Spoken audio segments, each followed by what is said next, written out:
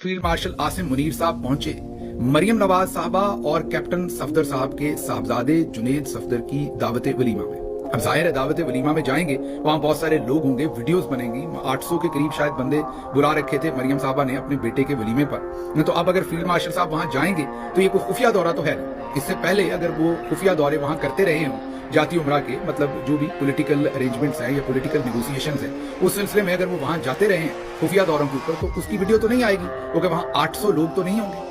अब जब वहां पर 800 लोग होंगे तो कोई ना कोई तो वीडियो बनाएगा। बहरहाल वो वीडियोस बनी, उसके बाद वो सोशल मीडिया पर चली और सोशल मीडिया के बाद मेन स्ट्रीम चैनल्स ने भी कहा कि क्योंकि आर्मी चीफ वहां गए हैं, मोहतरम नवाज शरीफ साहब उनको साथ ले लेकर फिर रहे थे, मरियम साहबा को भी उन्होंने मुबारकबाद दी, उस शादी में प्रॉपर उन्होंने शिरकत की, पूरे अपने लाओ लश्कर के साथ, मतलब पूरी सिक्योरिटी के साथ, मोटरकेड के साथ वहां पहुंचे, दिन दिहाड़े पहुंचे, मतलब कि दिन के वक्त का फंक्शन था, सारी दुनिया के सामने वो गए।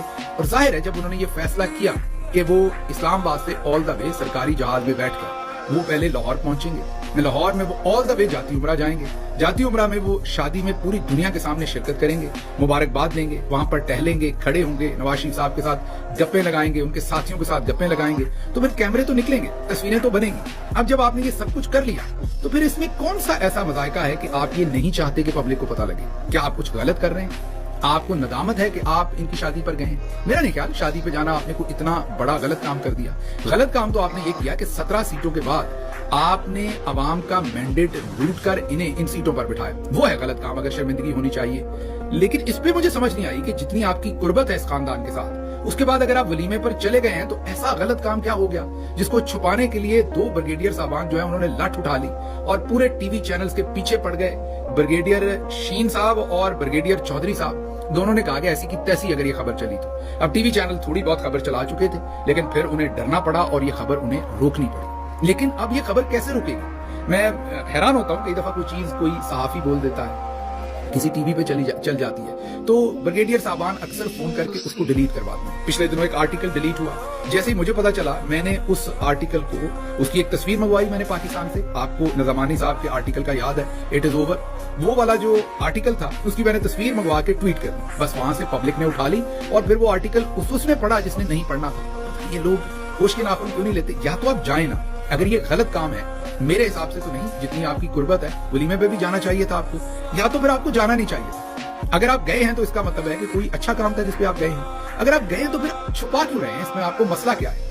और अगर छुपाना था, आपको लगता है कि ये बहुत बुरा काम है, तो फिर लेने क्या गए थे वहां पर? नहीं जाते, अपने खानदान से किसी ऐसे शख्स को भेज देते जिसे लोग नहीं जानते, तो वो होके आ जाता, आपकी जगह पर रिप्रेजेंट कर देते। कोई आपके साला साहब चले जाते, कोई आपके भाई चले जाते, कोई कजन चले जाते, कोई मामू चले जाते, कोई चचा चले जाते, लोगों को पता भी ना होता कि आर्मी चीफ के चचा हैं, और वो आराम से कैप शैप पहनते, को मास्क लगा लेते, जाके वो मियां नवाज शरीफ साहब को आपकी तरफ से गिफ्ट दे आते, मरियम साहबा को गिफ्ट दे आते और वापस। अगर आपने वहां अपनी तकरीबें रुनमाई भी करनी, आप बड़े सूटेड बूटेड माशाल्लाह 10-15 साल आप जवान लग रहे थे, बहुत ही हैंडसम लग रहे थे फील्ड मार्शल साहब, ऐसे लग रहा था कि 10 साल उनकी उम्र माशाल्लाह कम हो गई, इतने आप पिक्चर परफेक्ट बन के वहां गए थे, तो फिर तस्वीरें तो खींचनी थी।